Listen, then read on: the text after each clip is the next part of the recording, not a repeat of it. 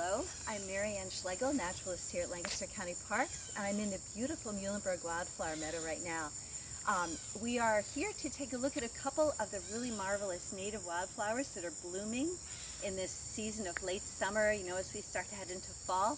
And we're going to talk first about the Joe Pye weed, which is this beautiful native perennial. This happens to be resistant to deer and rabbits, and people really, if they have large properties with moist areas, maybe heading down to a pond, this is a marvelous plant. It's showy, and it feeds songbirds through the wintertime as well with its wonderful seeds. So this is a very, very nice native perennial, and you can also see that the color is beautiful. It's this very light pink to sort of a lavendery purple color. These seed heads are always terminal large clusters.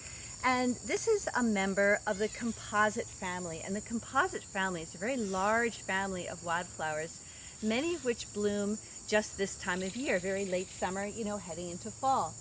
And one thing that's typical of the composites is almost all of them produce an awful lot of seed for seed-eating songbirds in the wintertime and for small rodents. So they're very important that way to wildlife. We're going to take a close look here at this Joe Pye weed. I'm just going to pull this down, and you can see first of all that this is very tall. It usually is 5 to 8 feet tall. This might even be a little more than that, but the leaves grow in a whorl, and typically there are at least 3 or 4 leaves in the whorls. There happen to be 5 leaves here, 5 leaves here, but a whorl basically is where you have a number of leaves coming out from one discrete spot on the stem, and then there are no leaves, and then a bunch of leaves again. And you can see that's all the way down the stem of this plant.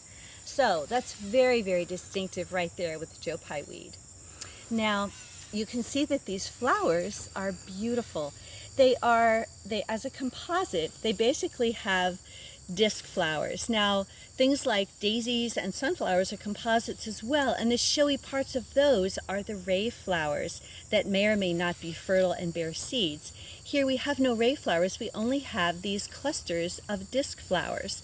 All of these will produce seeds, and that's part of the reason this is such a marvelous plant for the songbirds and small mammals in the wintertime. Now, this plant likes to grow in relatively wet places. So when Anne was panning around the meadow here, you could see that there's a lot of Joe Pye weed toward this end. And we're pretty close to the Mill Creek here. We're just about on the floodplain of the creek.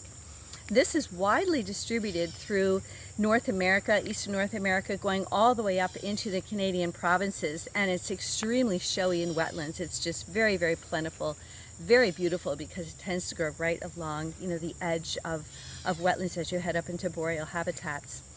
And as far as its really interesting name, it's named after Joe Pye, who was a Native American herbalist. And typhus, which is a disease that was spread, and it still is spread, by things like lice and fleas in areas where people have poor sanitation and are living in very close quarters. That disease has a lot of fevers and chills and headaches and things like that. And Joe Pye was able to teach the colonists that they could use this particular plant to make teas that would reduce the symptoms of that. So this bears, his name in that memory. So next time you're out in a meadow with a nice sort of lowland part, look for this beautiful tall perennial wildflower. In the winter time, you can still see the remnants of this. The seed heads will be up there feeding songbirds through the winter time.